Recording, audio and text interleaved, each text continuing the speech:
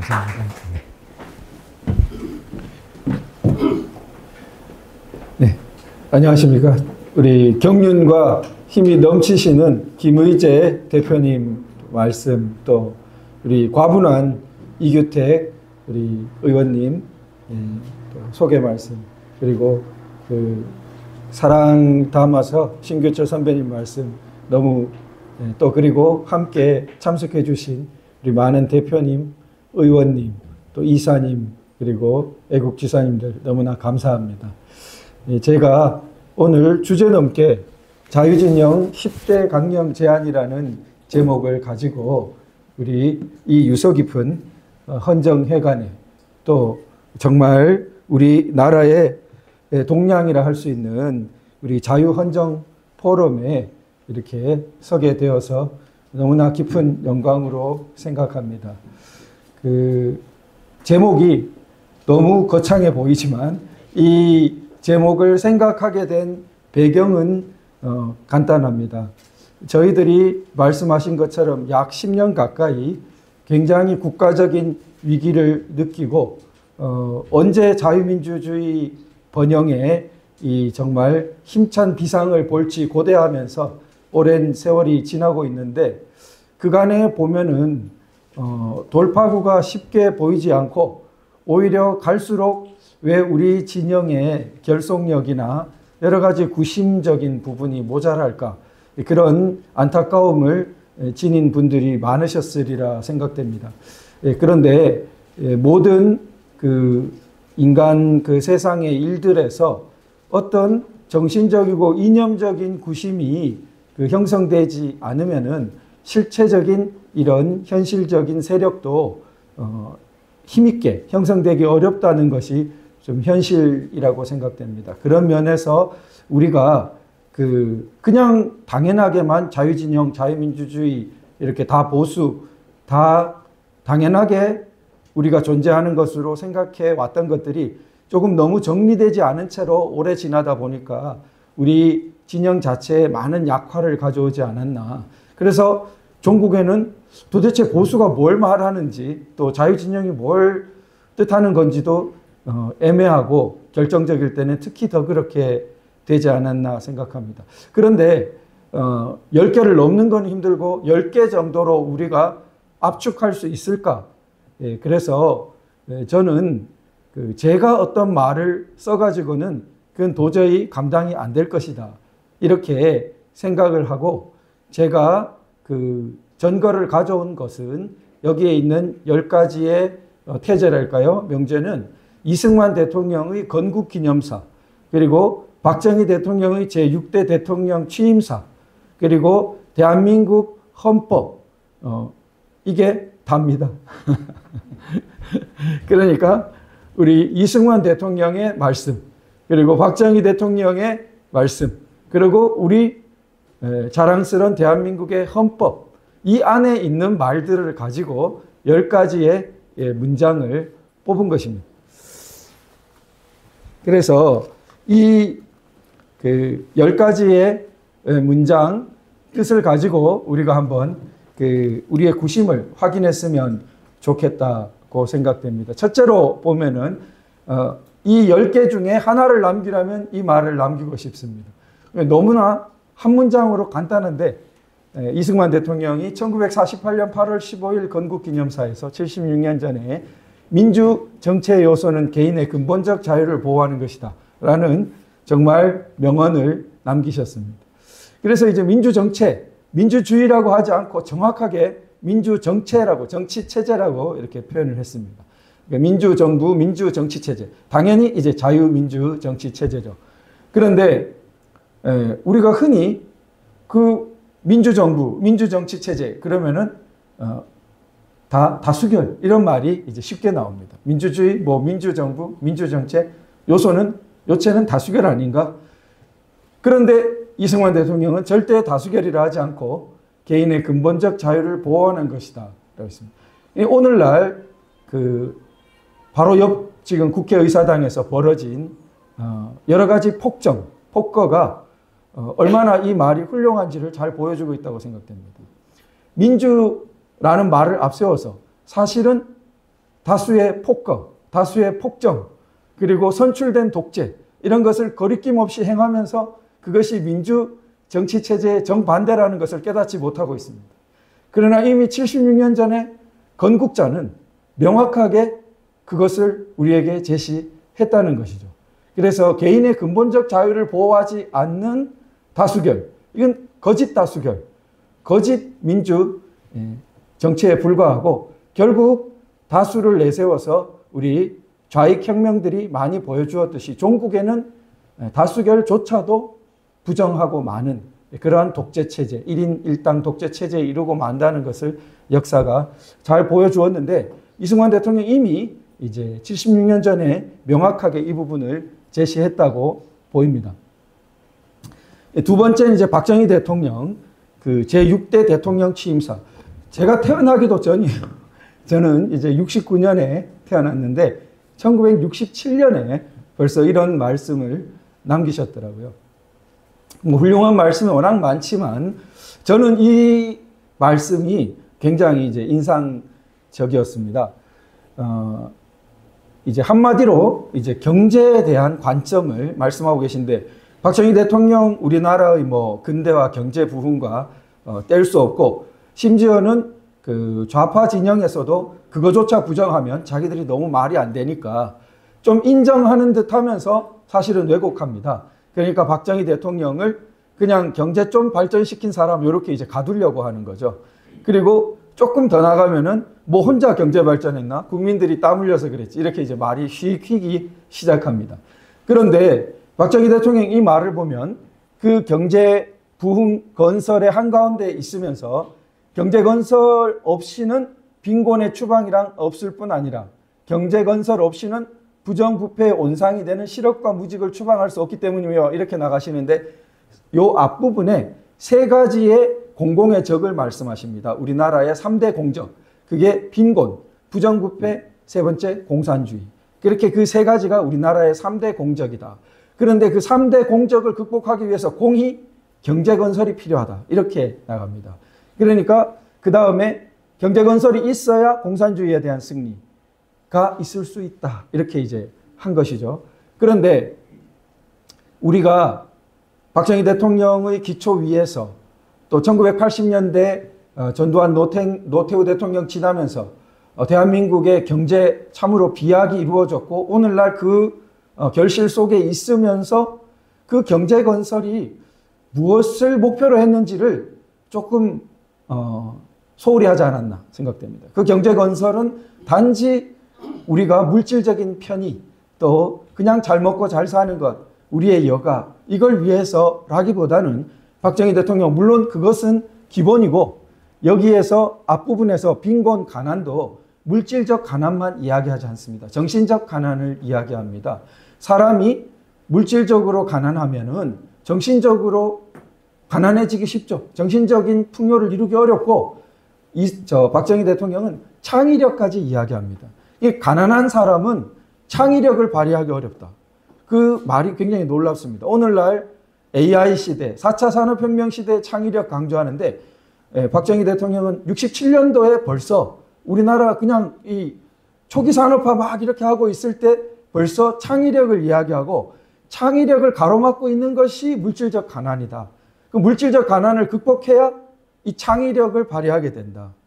근데 물질적 가난 조금 극복하고 나니까 이게 뭘 위해서 가고 있었는지를 우리가 좀 소홀히 하지 않았나. 또 그 다음에 부정부패를 극복한다. 오늘날 또 일자리가 문제됩니다만은 선진 시스템을 구축한다. 이런 것과 마찬가지겠죠. 오늘날 그 야당에서 형사재판에 천문학적인 숫자가 걸려있는 그러한 모습을 볼 때 이 과제가 얼마나 중요했는가 새삼 생각되게 되고요. 그리고 공산주의에 대한 승리도 우리 남쪽에서만 승리하자 이렇게 보지 않으셨고 자유의 힘이 넘쳐 흘러 북한 동포를 해방하는 그러한 비전을 갖고 있었습니다. 그러니까 이승만 대통령의 앞서 말씀드린 개인의 근본적 자유라는 이념을 이어가지고 박정희 대통령이 아주 그것을 확장하고 아주 굳혔다고 볼 수 있겠죠. 그 다음에 이건 이제 헌법에 있는 헌법 전문입니다.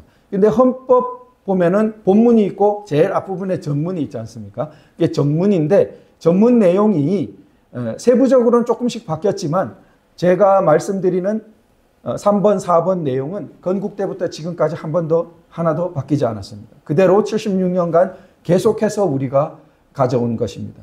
그러니까 우리나라의 건국 비전이 계속해서 유지되고 있다고 볼 수 있는 구절이죠. 그것이 각인의 기회를 균등히 하고 능력을 최고도로 발휘하게 한다. 그랬습니다. 그러니까 각 분야, 모든 영역에서. 자, 이것과 대비되는 것은 기본소득 줄 테니까 그냥 뭐 좀 적당히 살아라. 평준화해가지고 그냥 고만고만하게 살아라. 그리고 웰빙 추구하면서 그냥 좀 적당히 쉬면서 살자. 52시간 넘어서 일하려고 하지 마라. 우리나라 이미 웬만큼 와 있다. 더 좀 쪼아대지 말아라. 이런 태도와 극명하게 대비됩니다. 우리 건국 정신은 각자가 최고도로 갈 것을 비전으로 삼았습니다. 이건 상대적인 게 아닙니다. 그러니까 누구 키가 크고 누구 키가 그거보다 작고 이런 게 아니라 타고난 거기서 최고도로 그 타고난 걸 가지고 최고도로 살 수 있도록 그런 비전, 정말 뛰어나고 아름답고 훌륭한 비전이죠. 그런 비전을 제시했고 이승만 대통령, 박정희 대통령 같은 선각자와 우리 선배분들이 또 여기 계신 분들이 평생 노력해 왔던 것은 이 구절을 모를 때에도 어쩌면 이 구절이 가리키고 있는 정신을 몸으로 실천하고 있었던 거죠. 왜 열심히 사냐? 그렇게 열심히 안 살아도 되는데. 횡령해가지고 배임해가지고 안 들키고 처벌 안 받고 살면 되는데 그렇지 않다는 것이죠. 최고도로 능력을 발휘하면서 살도록 우리 헌법은 제시하고 있습니다. 그리고 네 번째, 이것도 헌법 전문에 있는데요. 마지막 부분인데 우리는 우리들과 우리들의 자손의 안전과 자유와 행복을 영원히 확보할 것을 다짐한다. 그러니까 여기 제가 이제 자손을 강조했는데요. 연금 다 써버리고 미래 세대는 어찌돼도 모르겠다. 그거는 내가 알 바 아니다. 미래 세대가 어떻게 해라. 이것은 우리 헌법과 완전히 어긋나는 태도입니다. 우리 헌법은 우리들만이 아니라 우리들의 자손에 그것도 영원히 후손 세대를 걱정하는 비전을 가지고 있었습니다. 이것이 훌륭한 태도죠. 이것이 우리 대한민국 왜 당대에 자기는 쓰지도 못할 돈을 그렇게 모아가지고 후손이 잘못 정신을 가지면은 그걸 비웃습니다. 우리 선대는 쓰지도 못할 돈을 모아가지고 자기 후손들을 위해서 그렇게 아름다운 행동을 한 선대를 오히려 이해하지도 못하고 조롱하는 것입니다. 그것이 개인적으로는 덜 그럴지 몰라도 오늘날 586 세대라는 사람들이 하고 있는 행태는 거기에 가까운 것입니다.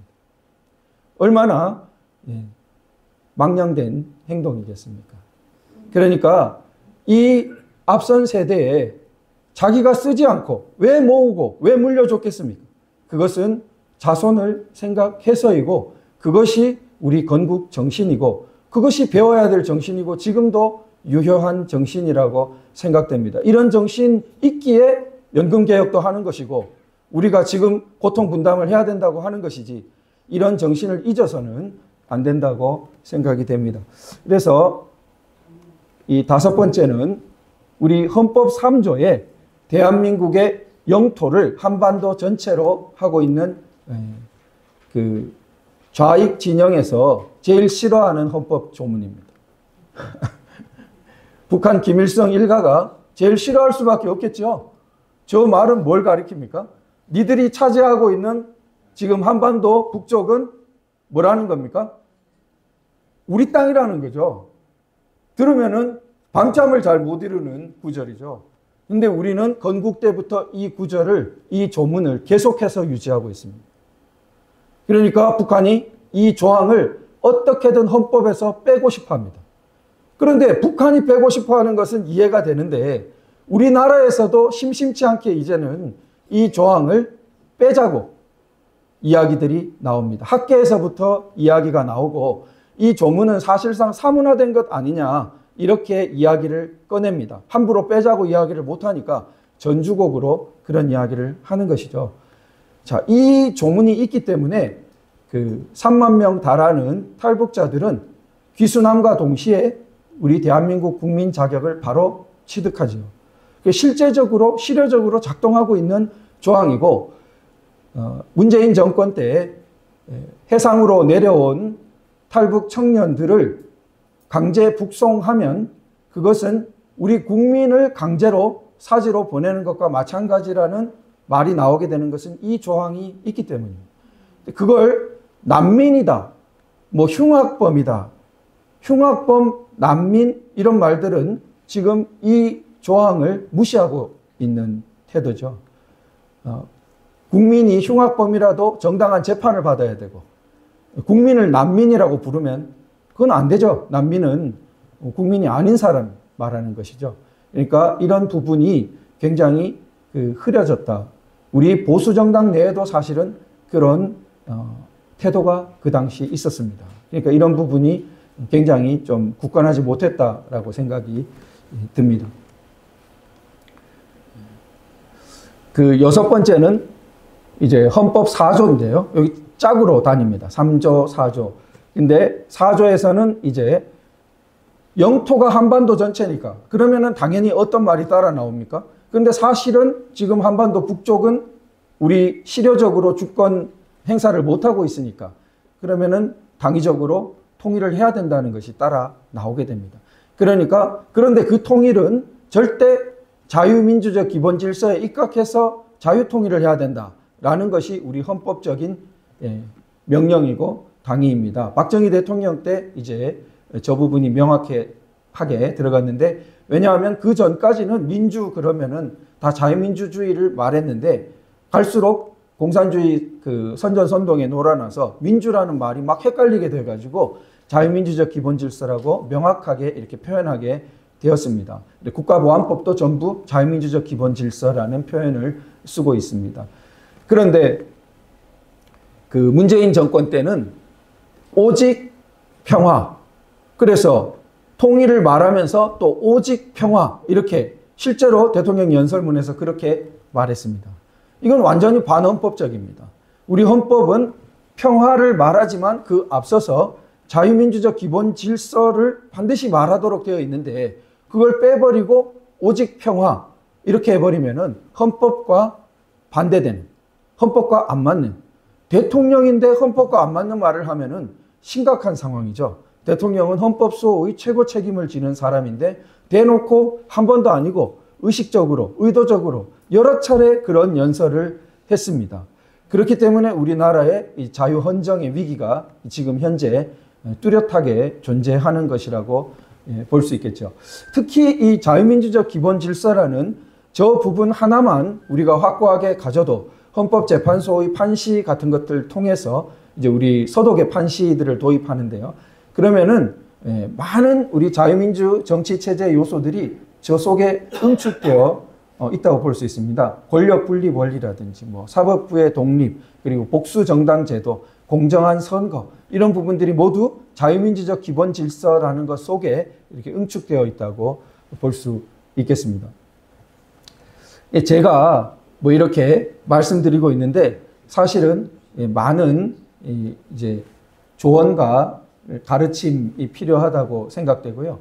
이 그 시도를 해보게 된 것은 아주 원로이신 그 보수 우파 원로이신 분과 또 다른 선배분이 좀 권유를 해서 우리도 이런 부분이 좀 필요하지 않나.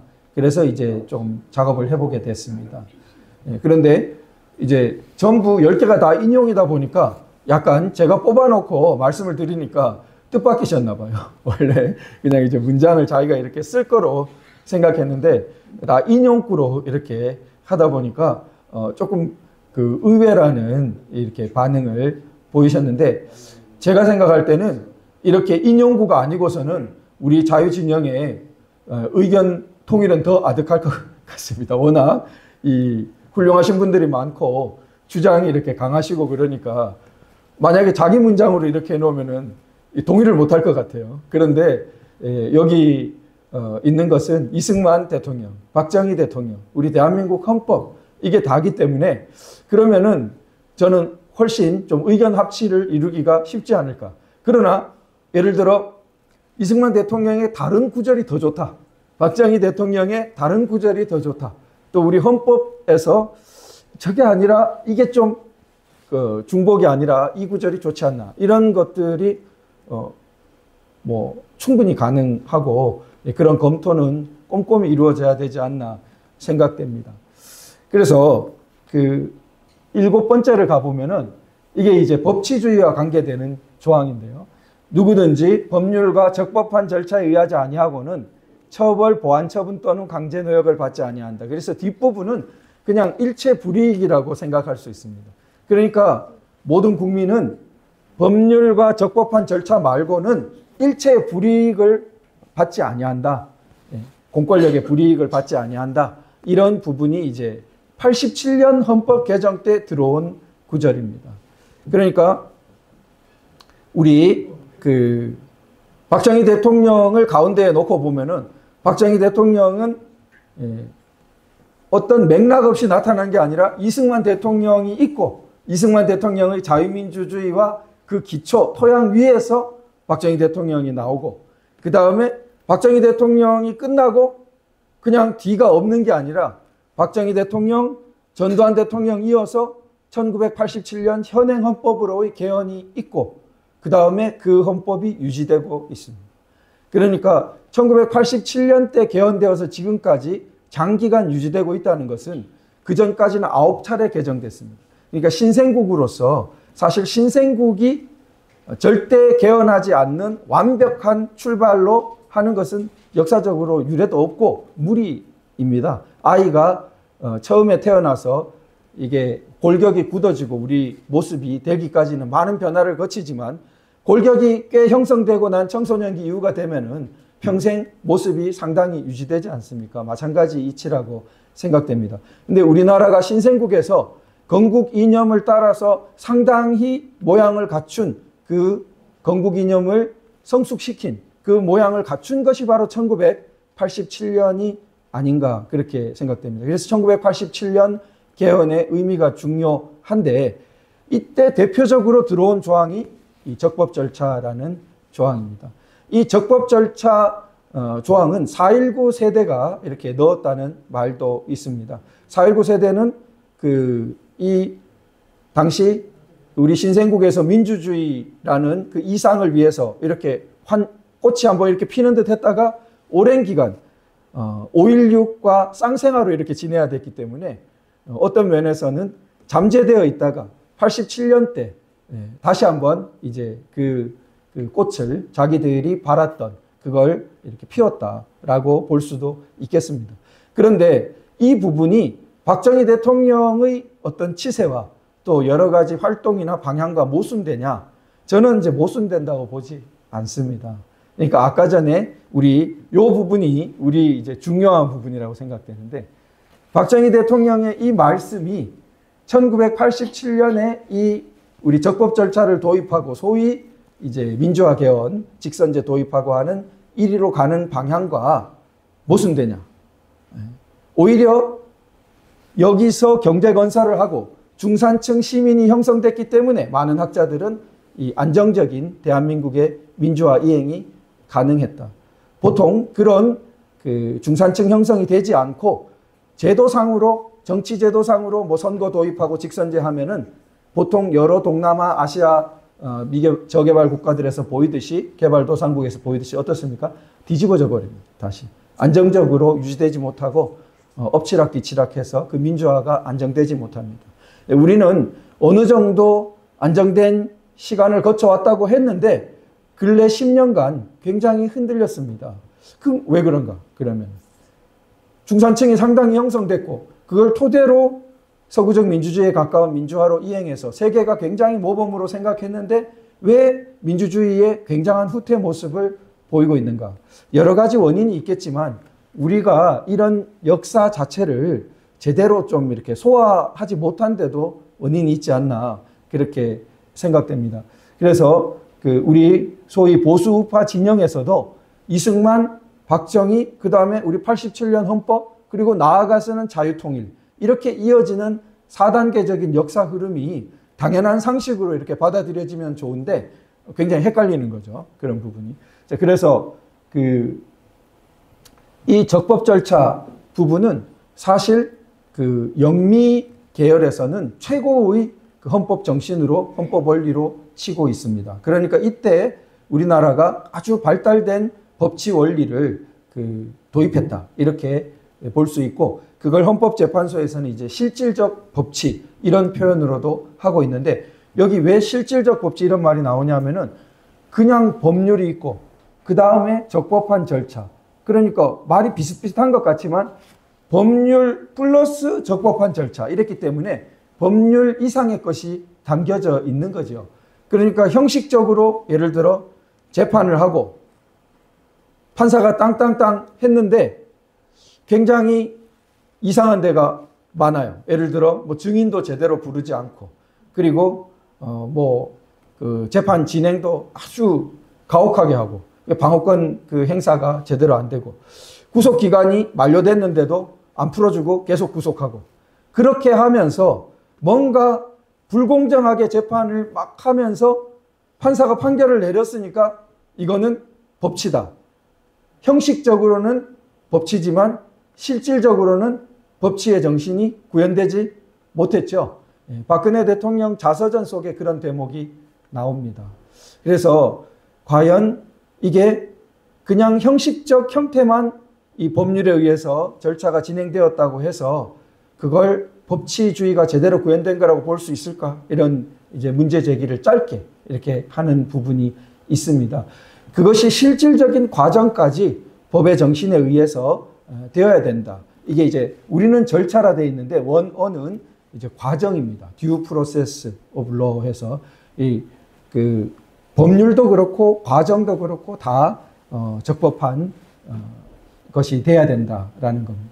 자, 이 정신으로 보면은 그 문재인 정권 때 이루어진 수많은 내용들은 적법 절차 원리와는 너무나 정말 반대되는 것들이 많이 됐는데, 현 정부 들어서는 적법 절차 원리를 존중한다고 이렇게 하자 만만하게 이제 대응하는 겁니다. 만만하게 보는 겁니다.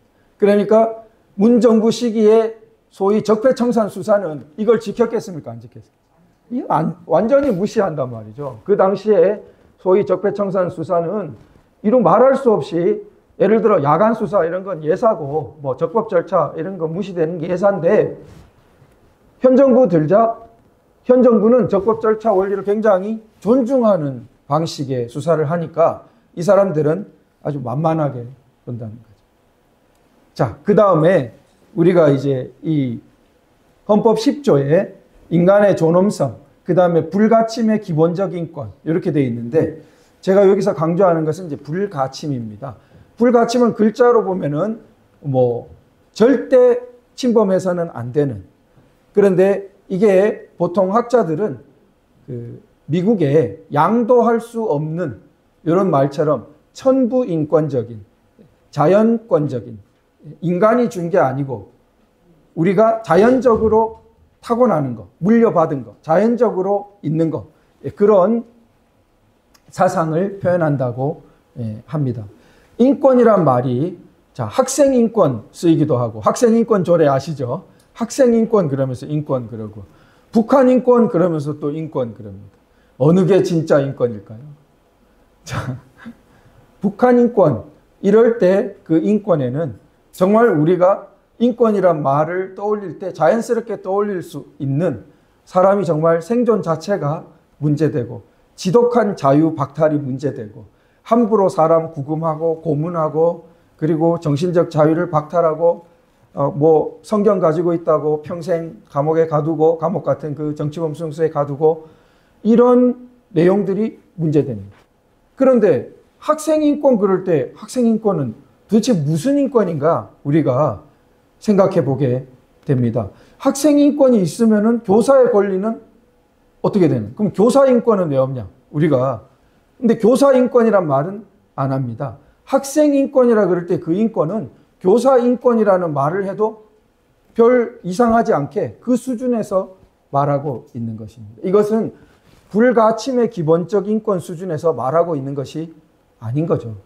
그러니까 이 인권은 지방의회나 우리 국회나 이런 데서 국가인권위원회나 이런 데서 막 자꾸 만드는 방식입니다. 그러나 이 불가침의 기본적 인권이라는 건 원래 법도 권리도 그렇게 만들 수 있는 게 아니라고 보는 거죠. 그것은 법도 권리도 사실은 인간이 마음대로 만들 수 있는 게 아니라 역사나 자연적으로나 이렇게 오랜 세월 인정되는 그걸 제도적으로 이렇게 하는 순서가 그렇다고 보는 것입니다. 만약 이게 뒤바뀌면은 오늘날 민주당이 하는 데서 보듯이 얼토당토 않은 것을 법의 이름으로 막 통과시킵니다. 그러니까 말은 법인데 예를 들어 돈봉투 받은 사람들을 면책하는 그런 법을 이렇게 셀프 면제하는 그런 법을 지금 통과시킨다고 하지 않습니까? 보도에 따르면. 그러니까 들으면 헛웃음이 나오죠. 이게 말은 이름은 법인데 법입니까? 법이 아니에요, 그거는. 근데 그것을 법이 아니라고 말할 수 있으려면 왜 국회가 국민에 의해 뽑혀가지고 거기서 다수결로 통과시켰는데 왜 법이 아니야? 이렇게 대듭니다. 물론 헌법 원리에 안 맞기 때문에 법이 아니라고 합니다. 그런데 헌법 원리에 안 맞다 앞서서 그 헌법은 그럼 자기들이 마음대로 헌법 고치면은 그 법 됩니까? 그래도 안 돼요.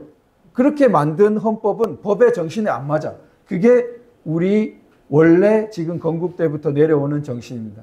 이 세상에 사실은 근데 이렇게 보지 않는 태도가 만연해 있습니다.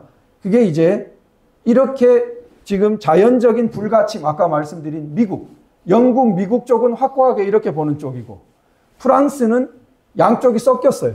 이렇게 보는 쪽이랑 사람이 막 다 인권 만들어내는 쪽이랑 그러니까 프랑스는 엎치락 뒤치락 이렇게 약간 공산혁명처럼 갔다가 또 자유민주주의로 이렇게 되고 이렇게 엎치락 뒤치락 그 프랑스의 좌익적인 게 소련, 중국 이렇게 막 가면은 이제 사람이 온갖 거를 지어내는 거로 해가지고 우리 그 원래 영국, 미국의 자유민주주의 정신과는 반대로 이제 가버리는 거죠.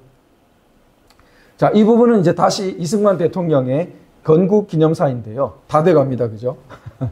이 건국 기념사에서 그 이승만 대통령 기독교 입국론, 기독교 정신 유명하고 또 서양의 기독교적인 뿐만 아니라 프린스턴 이런 하버드 훌륭한 서양의 그 그리스 로마적인 이런 헬레니즘적인 이런 것도 다 흡수한 지금 뛰어난 분이죠. 그런데 저는 이제 이걸 발견하고 깜짝 놀란 게 그 널리 이제 배제학당 들어가기 전까지 이미 한문을 다 뗐다고 왜냐하면 각오 보려고 했기 때문에 알려져 있으시죠. 그러니까 동양의 아주 그 고전적인 전통을 훌륭한 그 당시 대사헌인가 그런 관직을 지낸 분으로부터 배워서 다 흡수한 거죠.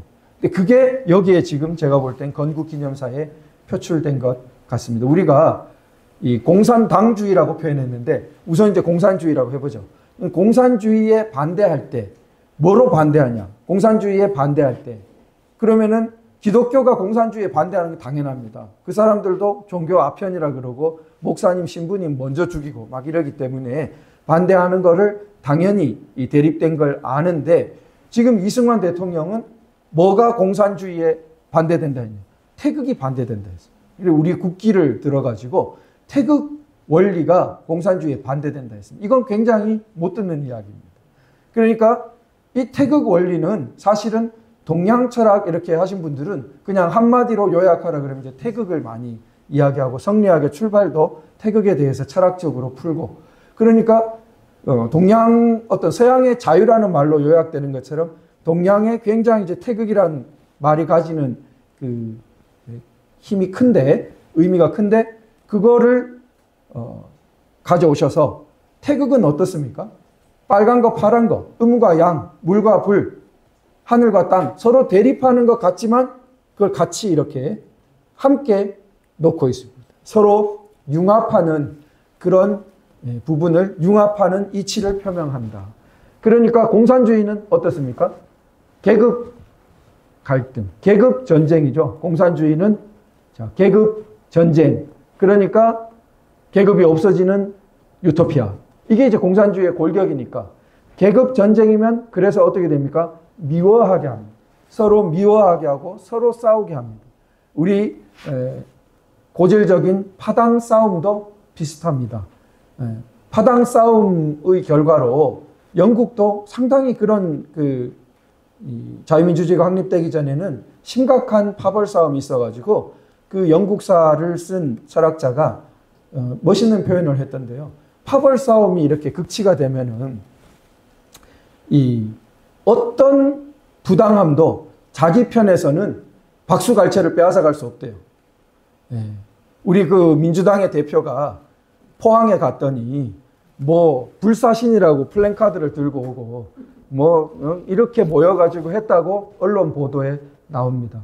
어떤 부당함도 자기 편으로부터는 박수갈채를 빼앗아갈 수 없게 돼. 파벌 싸움이 극대화되면. 그 다음에 반대로 반대편은 어떤 결백함도 그 사람을 계속 공격하는 것을 멈출 수 없다고. 대통령 영부인에 대해서 지난 정권 시기부터 수사해가지고 혐의 없다 그러고 이 정권 들어가지고도 뭐 하고 뭘 통해서도 하고 공수처에서도 다 소용없습니다. 아무리 결백하다고 해도 반대편에서는 계속 공격하는 것이 그것이 파벌 싸움. 그래서 파벌 싸움은 뭘 잃게 하냐? 자제력, 수치심, 명예심을 잃게 한다고. 문명사회의 필수적인 자제력도 없고 수치심도 없고 명예감도 없는 상태를 만들어버린다고 합니다. 그런데 놀라운 것은 영국도 그런 때를 거쳤다는 거예요. 그게 놀랍더라고요. 오늘날 자유민주주의의 정말 기원적인 국가로 알려진 영국도 한때는 그런 극악한 파벌 싸움 속에 있다가 그걸 극복하고 이 자유민주주의를 열었는데 우리는 그래서 어떤 면에서는 우리도 절망할 건 아니다. 우리가 눈앞에 보고 있는 이 심각한 그 사태가 영원히 극복 못할 그런 부분이 아니다. 그러나 저절로 극복되지는 않겠죠. 자, 그 파벌로 이제 넘어가기 때문에 요게 동화라고 나옵니다. 우리의 동화와 단체성. 이 그 윤석열 대통령이 후반기에 양극화 극복을 국정과제로 하겠다고 하니까 가뜩이나 의료 문제나 이런 거로 우파가 아니야 이러던 분들이 이제 봐라 양극화 저런 주제는 좌파에서 하는 주제인데 역시 우파 대통령이 아니었어 이렇게 말을 하게 됩니다. 그런데 양극화 극복 이런 말을 박정희 대통령이 했다. 이상할까요? 이상하지 않을까요? 예, 이상하지 않습니다. 박정희 대통령의 그 아까 전에 경제건설 정신이 우리 이 민족이, 우리 공동체가 정말 같이 잘 살아야 된다라는 그래서 당 이름이 뭡니까? 공화당이죠. 그게 공화주의죠. 여기에 이승만 대통령이 동화라고 한 것이 공화입니다. 공화. 같이 화합해서 같이 잘 살아야 된다. 그게 뭉치면 살고 흩어지면 죽는다 그랬죠. 예. 만약에 공화 정신이 없다면은 같이 잘 살자는 정신이 없다면은 왜 뭉칩니까? 나는 대대로 가난하고 상승의 희망도 없고 계층 상승의 사다리도 없고 절망적이면 공화가 됩니까? 안 됩니까? 뭉치게 됩니까? 안 됩니다. 그런 것을 일찍이 위대한 나라의 전형인 로마가 그걸 겪었고 그걸 극복한 거죠. 여기 모이신 분들처럼 원로원 같은 데가 그걸 중재하고 그래서 귀족과 평민이 좋은 제도를 민회도 두고 원로원도 두고 이러면서 외적이 침입해 왔을 때 또 외적과 싸울 때 백전백승하는 그러한 로마가 된 거죠. 자기 시민군인데 로마는 용병이 아니죠. 시민군이고, 농사 짓다가 전쟁 나면 나가서 싸우는 시민군대인데, 시민군대가 그렇게 백전백승할 수 있는 것은 자기 나라를 자발적으로 아끼는 마음을 형성했기 때문에 가능한 것인데, 그게 공화적인 정신 없이는 형성이 안 되는 거죠. 그러니까 윤석열 대통령의 양극화 극복이라는 국정과제 제시가 그냥 우파는 자유시장주의인데 왜 국가가 개입해서 양극화 극복하자고 해? 이렇게 단선적으로 보면 제가 볼 때는 조금 너무 단선적. 그렇게 보면은 박정희 대통령이 산업정책을 왜 펴입니까? 그냥 기업이 다 해야지. 그렇게 안 되는 것이죠. 그렇다고 그것이 시장을 무시하는 것은 아닙니다. 자유시장 제일 처음에 뭡니까? 개인의 근본적 자유를 보호하는 거죠. 개인의 근본적 자유에는 당연히 경제활동의 자유, 기업활동의 자유, 그것이 근본이 되는 거죠. 근본을 하고, 그러나 거기에 대한 보완으로 이렇게 이제 우리가 생각을 할 수 있지 않나 생각합니다. 마지막이 이제 이 부분인데, 최근에 이제 문제가 됐고 서구에서 너무나 문제가 되고 있습니다. 파리 올림픽에서도 분명히 남자 같은 사람인데 여자 종목에 나와가지고 자기가 금메달 해버리고, 그래서 처음에는 성전환 수술이라도 하는 최소한의 매너라도 지키더니 이제는 성전환 수술도 없이 내가 생각하니까 내가 여자라고 그러면서 여자 종목에 나와가지고 권투에서 때려가지고 뭐 거의 죽도록 만들어버리고, 이게 굉장히 비정상으로 우리는 지금 보이죠? 다행이라는 거예요. 이게 자꾸 되면은 이걸 비정상으로 인식하지 못하게 됩니다. 그리고 비정상이라고 하는 사람들을 오히려 벌 줘요. 그게 지금 서구 사회에서 일어나고 있는 아주 심각한. 그런데 서구 사회에서 이 헌법 조항이 제가 알기로는 없습니다. 왜냐하면 헌법이 있으면은 굉장히 그런 경향을 방해합니다. 자, 우리 헌법은 어떻게 되어 있냐면은 양성평등이라고 해요. 양자가 딱 들어가 있어요. 그러니까 우리 헌법은 남자면 남자, 여자면 여자. 제 와이프는 여자, 저는 남자. 그렇지. 제 와이프가 남자일 수도 있고 여자일 수도 있고, 제가 남자일 수도 있고 여자, 그거 안 된다는 거예요. 양성이에요. 그러니까 다른 생각을 가진 사람들은 한 글자를 빼려요. 자꾸. 뭘 빼죠? 양자를 빼려요. 지난 문재인 정권 때 개헌 논의에서도 반드시 저게 나왔습니다. 양자 빼자고. 그 개헌 안에. 그러면은 모르는 사람은 쏟기 딱 쉽죠. 양성평등, 성평등, 그 다 뭐 남녀평등 비슷한 거 아니야?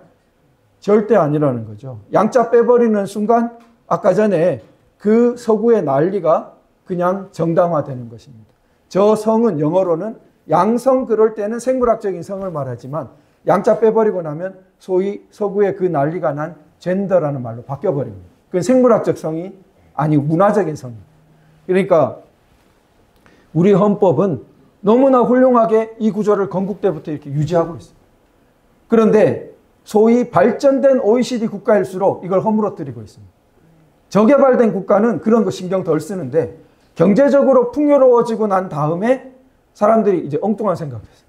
그게 문화가 저런 대로 잘못 가는 거죠. 그게 로마도 동성애가 후기에 만연했고 그런 나라들이 유지되기가 쉽지 않죠. 왜냐하면 사회 자체가 가족도 파괴되고 후세도 파괴되는데 어떻게 유지되기 쉽겠습니까? 그러니까 우리 이 자유진영에서는 저 헌법조항을 아주 금과 옥조처럼 정말 소중한 헌법조항으로 여겨야겠다, 그런 생각이 듭니다. 제가 정말 부족한 식견으로 10개를 뽑아본 말씀을 올렸는데 하시고 싶은 말씀이 너무 많으실 것 같습니다. 좀 많은 가르침을 주시면 감사하겠습니다. 감사합니다.